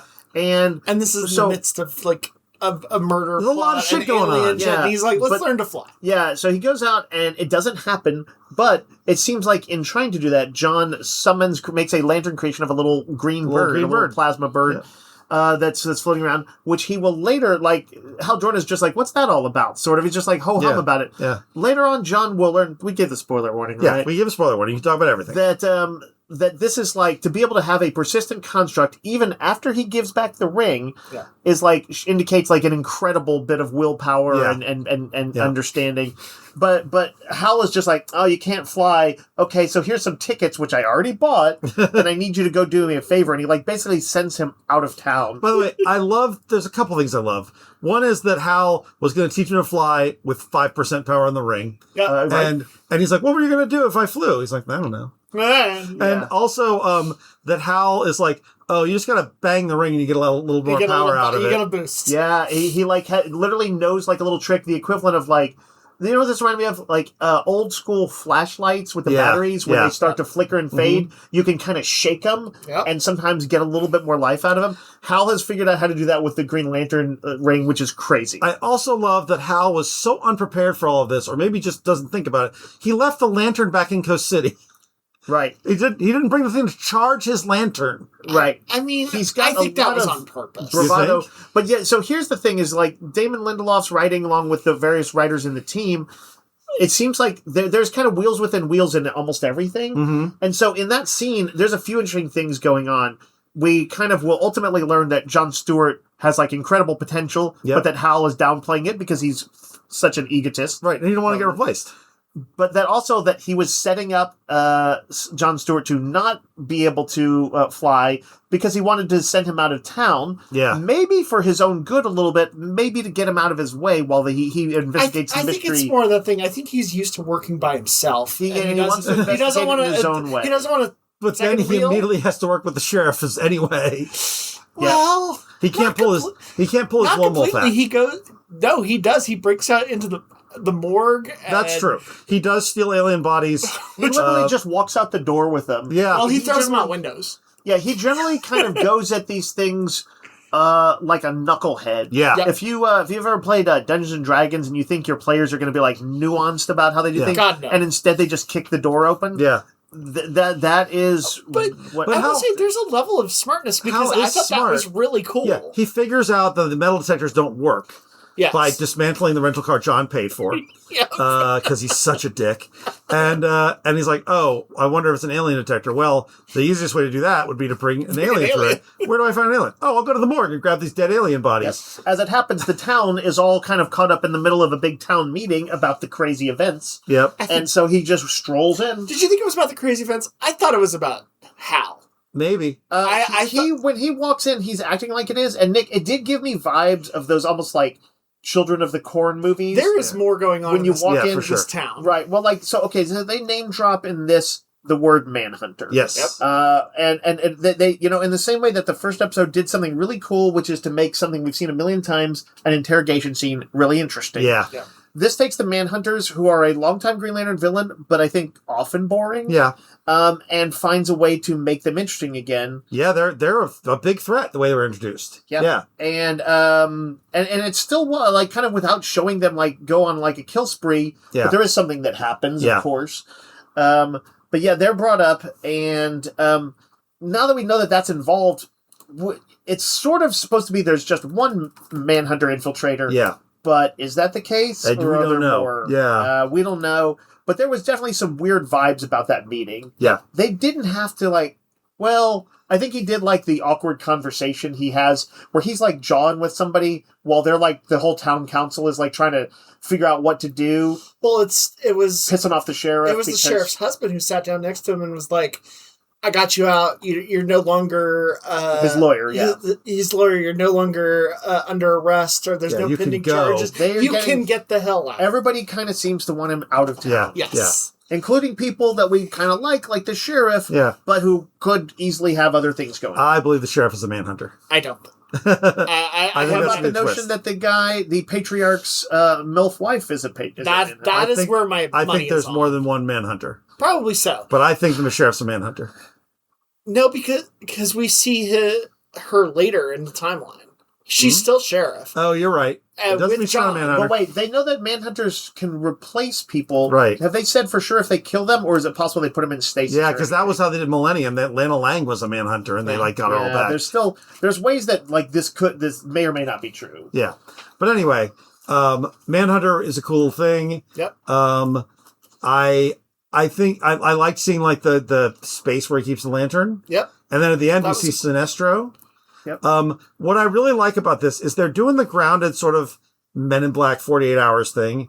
By the way, I did like they mentioned 48 hours several times. Yeah. And I'm like, that's got to be a nod. In addition to he has 48 hours to do something. I'm like, you got to be nodding to how 48 hours this feels. Right. But they're not shying away from Green Lantern lore. So, like, we don't see when Paul Ben Victor's character, by the way, Paul Ben Victor is a great character actor. Yes. You might know him from The Wire, Yep.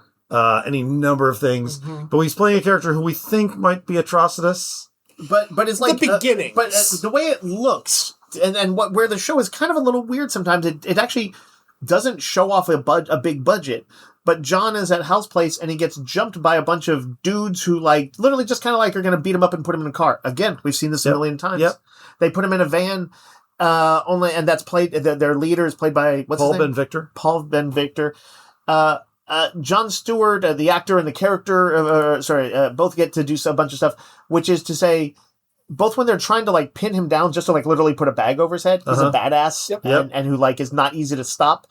And when he wakes up in the van, he's not just like, well, I'm resigned to being your prisoner, although he sounds like he is, until he breaks loose and literally leaps out the back of the van into massive highway traffic for a really cool action sequence. That chase is great. Also, that's when you know, these guys are definitely not normal humans because they're jumping around. They're taking hits that should we fell find anybody. out that they are part of the aliens that were killed on the football field. Right. Yeah. According to what they say, they are sympathetic despite their kind of brutal taking of Jon Stewart. I think they're sympathetic in a quotation marks kind of way. They want to kill the Manhunters. They're appealing to the Green Lanterns by saying they don't want to kill the town. Right. Their claim is that the only way to do it would be to like use techniques that would destroy the whole town. And they're like, you do it for us and not fewer people have to die. But, you know, even John probably knows there's some heavy manipulation and lies in this. Yeah. According to them, though, like, the Manhunters genocided their planet. And they're on a brutal mission of vengeance. This is where a lot of people have been saying that sounds, especially for this leader, sounds suspiciously like the origin of Atrocitus. The Red Lantern, the head of the Red Lanterns in the comics. And then that got people to thinking, like, well, you know, the show has always called itself Lanterns. Yeah. Is it because they were embarrassed to say Green Lanterns? Or is it because it's going to include the other factions? I know Lindelof went on like a podcast or something and kind of made a joke about how calling it Green Lantern would be stupid. Which pissed off Grant Morrison. Yeah, of course. Sure. But I kind of think... I hate to say it, but this is a rare case where Grant should probably shut up. Yeah. His own Green Lantern run was not so good. Not that great. And I did see when he talked about he's like, the episode was good, but he was kind of like, I don't know why they're not doing bigger superhero stuff. So Lindelof is one of those people that kind of does the unexpected. Yeah. He swings for the fences with this stuff. He does. And I could see him saying, well, why can't we do Indigo Lanterns or Blue Lanterns or Larfleas or... I think I have... When the guy is telling him about what happened, he's using some device to show him, to make him feel the destruction of his world by the Manhunters.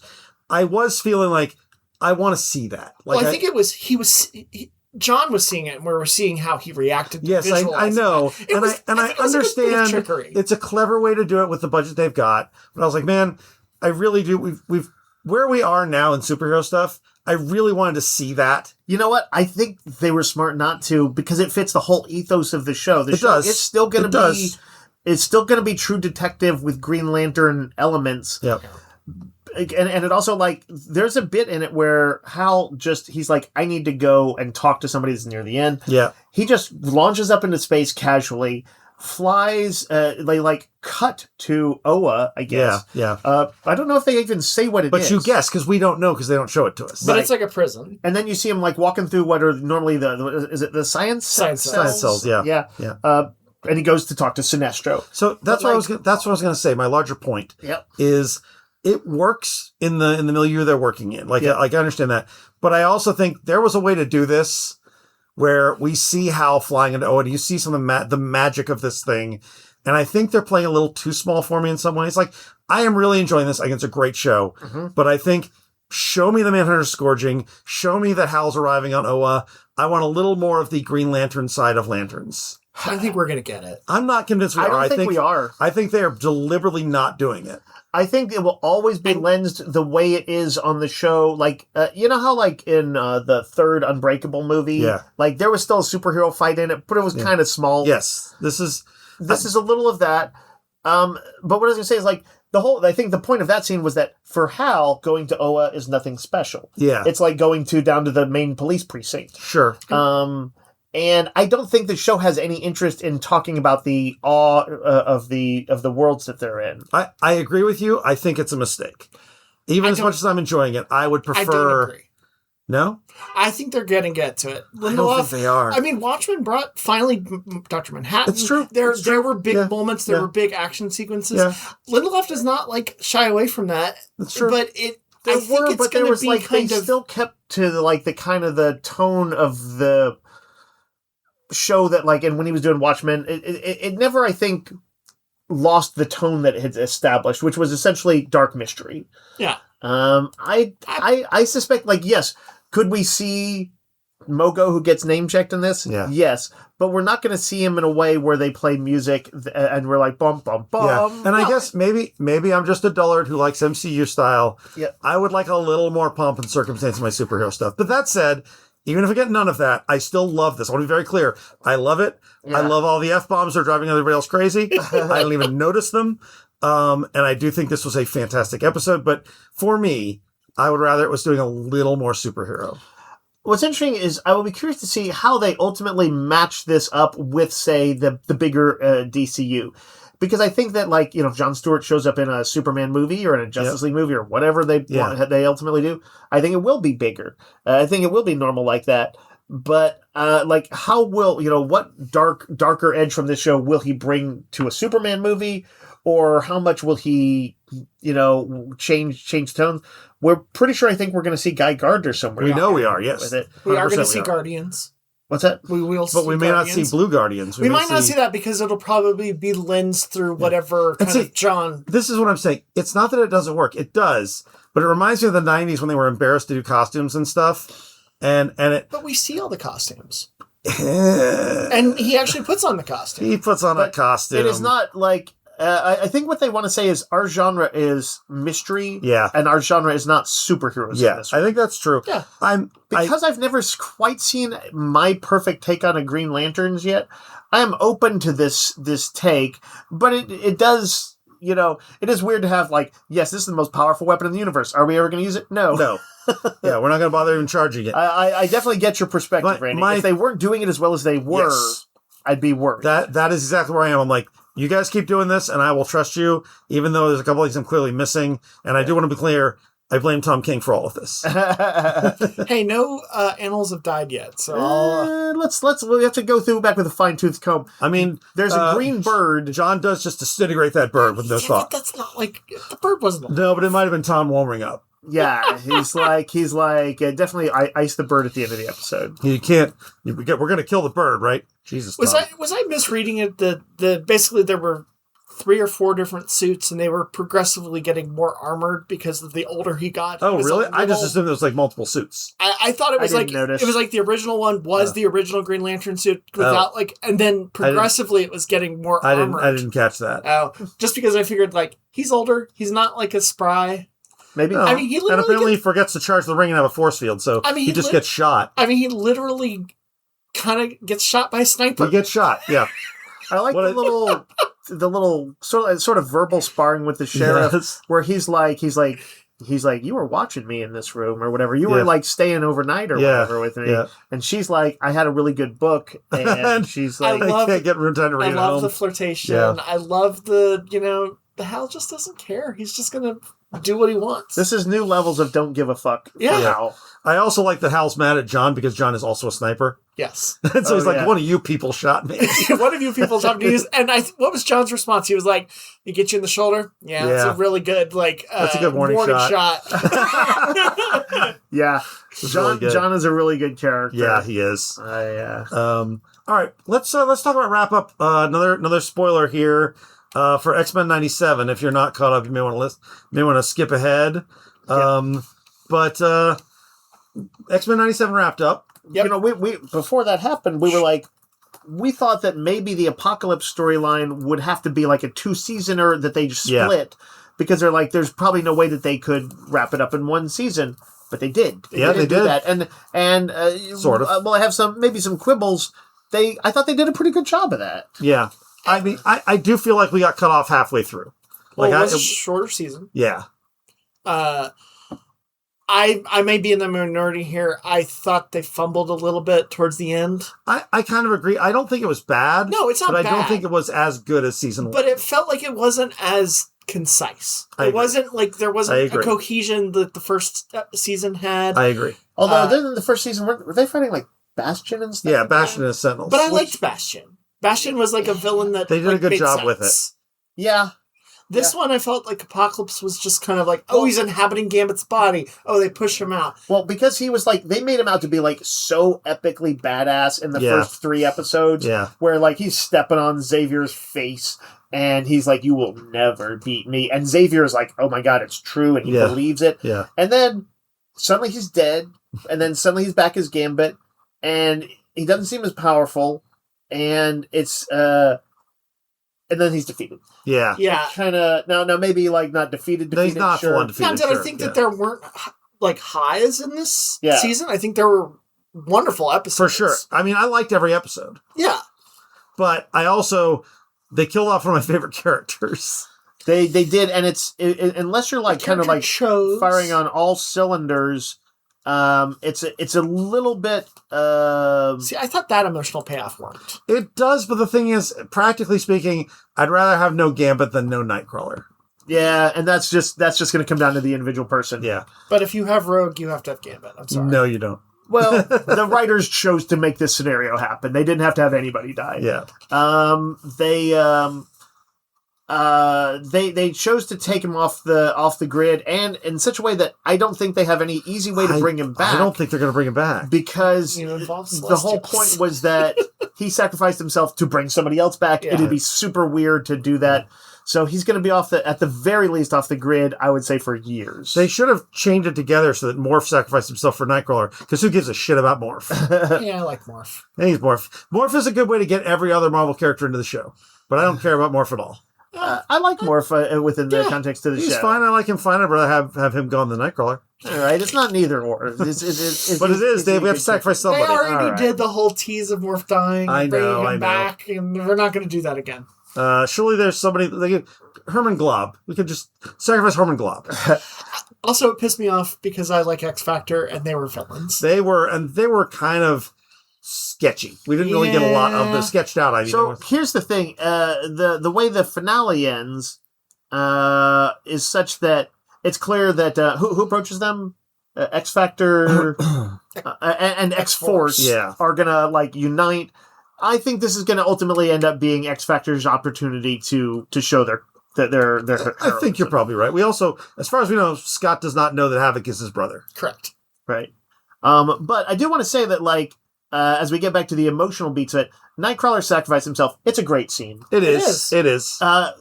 The surprise, like their investigation of this Celestial thing and all of that in Apocalypse's ship is a cool sequence. Yep. Rogue was like willing to do it, but basically Nightcrawler stepped in. He's like, nope. He's like, I would rather you be with Gambit than I. He just does it. He doesn't consult or anything. No, he just does it. Yeah. And Rogue just doesn't die. It's like, why didn't I die? Why did I not die? I will say the Rogue Celestial version that was cool. Really freaking cool. That was cool. Looked very cool, and the Celestials like are kind of, when you see them like this, are terrifying. Yeah. Because they're like above our power. They are like gods, and like you can't.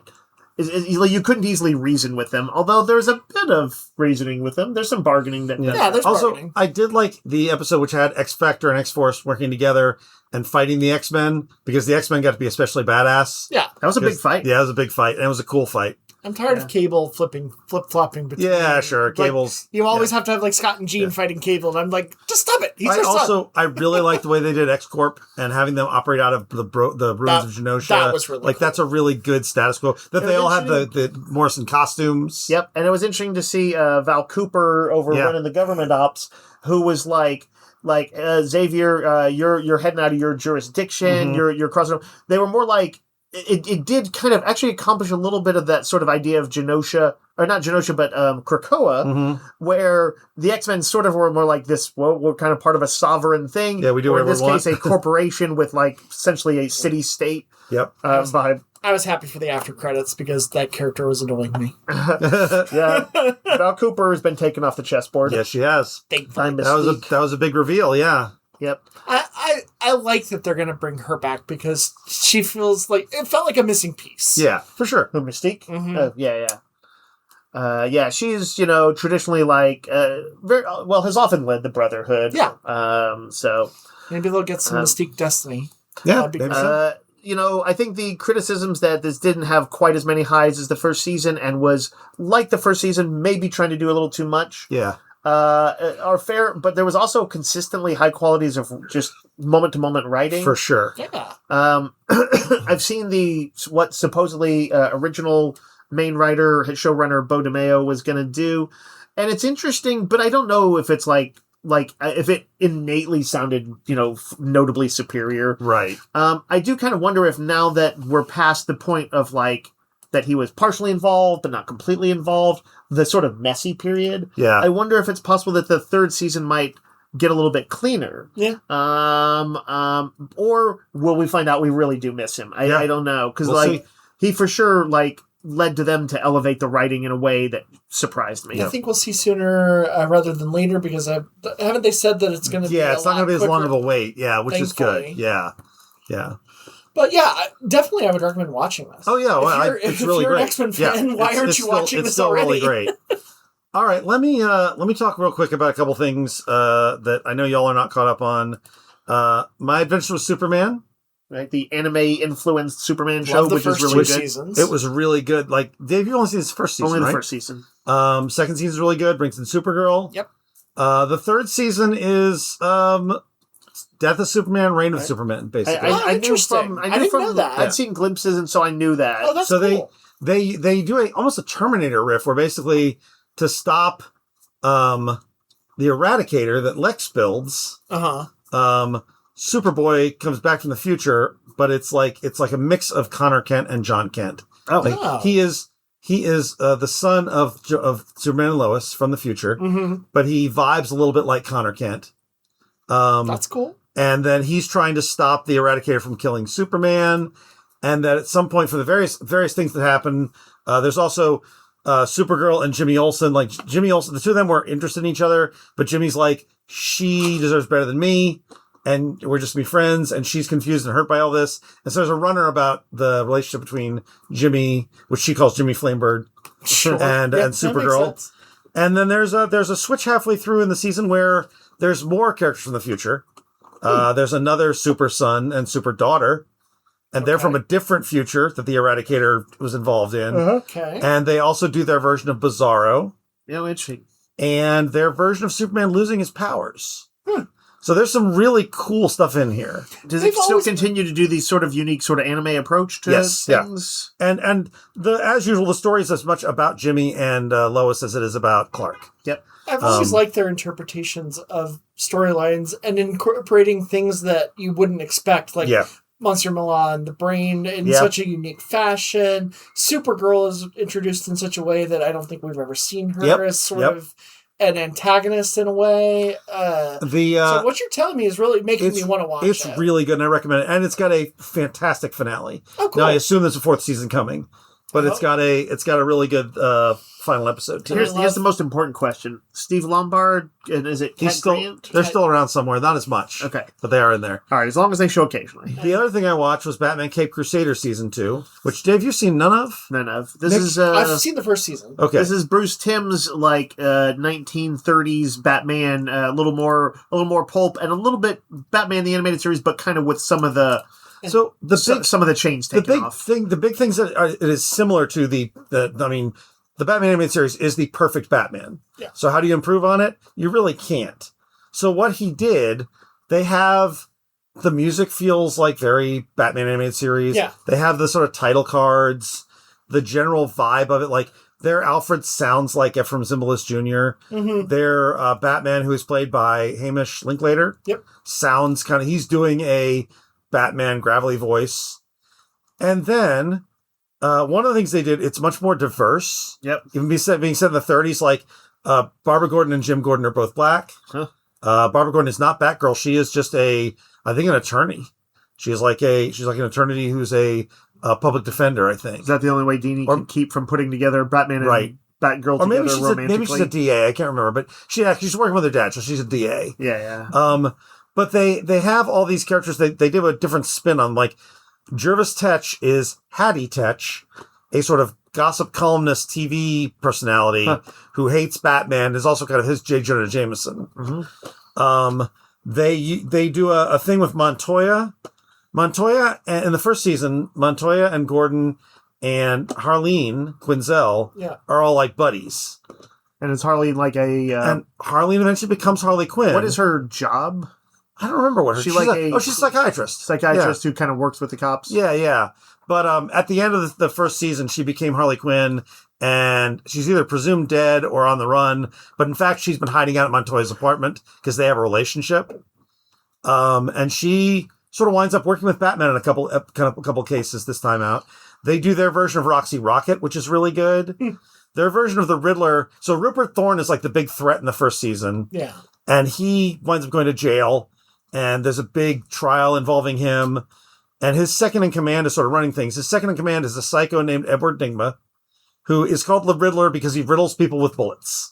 He is basically one of these whack job like Joe Pesci and Goodfellas. Yeah. He's always gunning people down, killing innocent people. One of the people he kills owns a flower shop, and his daughter survives, and she becomes Rose and Thorn. Oh, right. So like they do some sort of deep cuts. They do a Spectre riff. Well, you told me one of my favorite things that Matt Wagner did was re-envisioning the Mad Monk. They did a version of the Mad Monk. And you were like, they've done that. And I was like, well, that's really cool. They do some really cool takes on it. It still feels like the sort of timeless animated series, but it definitely feels like their different version. They introduced their Joker, who mostly is sort of lurking in the shadows, watching until the end of the season.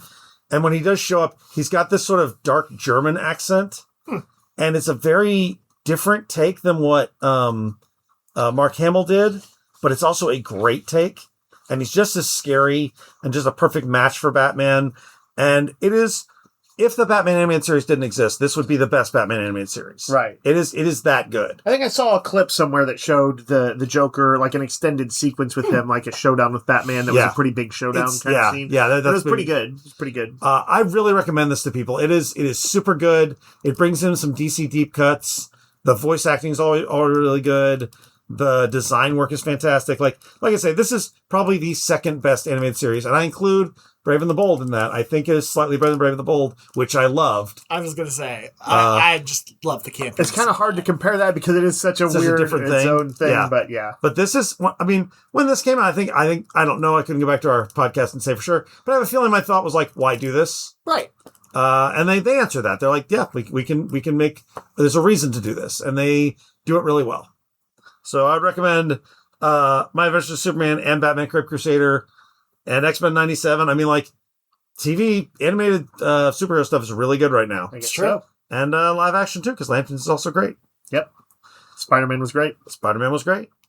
All right, let's wrap it up there. We'll be back next week with more. And until that time, yo, Joe. Roguecast is a weekly podcast broadcast from Rogues Gallery Comics and Games in Round Rock, Texas.